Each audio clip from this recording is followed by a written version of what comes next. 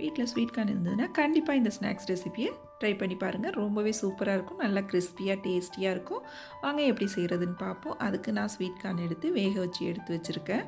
ஆவியில் வேக வச்சு எடுத்து வச்சுக்கோங்க. இப்போ இதில் ஒரு 3 டேபிள் ஸ்பூன் சோள மாவு, 2 டேபிள் ஸ்பூன் அரிசி மாவு சேர்த்துங்க. கொஞ்சமாக உப்பு தேவையான அளவு சேர்த்து நல்லா கலந்து விட்டுக்குங்க. கொஞ்சம் தேவைன்னா தண்ணி தெளித்து கலந்துக்குங்க.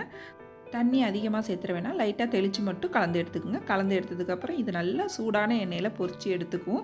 எண்ணெயில் பொரித்து எடுக்கும்போது இது நல்லா கிறிஸ்பியாக கிடைக்கும். அப்படியே சாப்பிட்லாம். டேஸ்ட் ரொம்ப நல்லாயிருக்கும். இது கூடவே கொஞ்சம் மிளகாத்தூள், சாட் மசாலா, உப்பு சேர்த்து நல்லா கலந்து விட்டு சாப்பிட்டோம்னா டேஸ்ட் ரொம்பவே சூப்பராக இருக்கும். இதை இன்னுமே டேஸ்ட் ஆகணும் அப்படின்னு நினச்சிங்கன்னா இது கூடவே கொஞ்சம் வெங்காயம், கொத்தமல்லி, லைட்டாக லெமன் ஜூஸ் சேர்த்து 1/2 டீஸ்பூன் மிளகுத்தூள் சேர்த்து நல்லா கலந்து சாப்பிட்டோம் அப்படின்னாக்கா ரொம்ப சூப்பராக இருக்குங்க. 2 விதமாக சாப்பிட்றதுக்கும் டேஸ்ட்டு ரொம்பவே அருமையாக இருக்கும். கார்ன் இருந்துச்சு அப்படின்னா கண்டிப்பாக ட்ரை பண்ணி பாருங்கள்.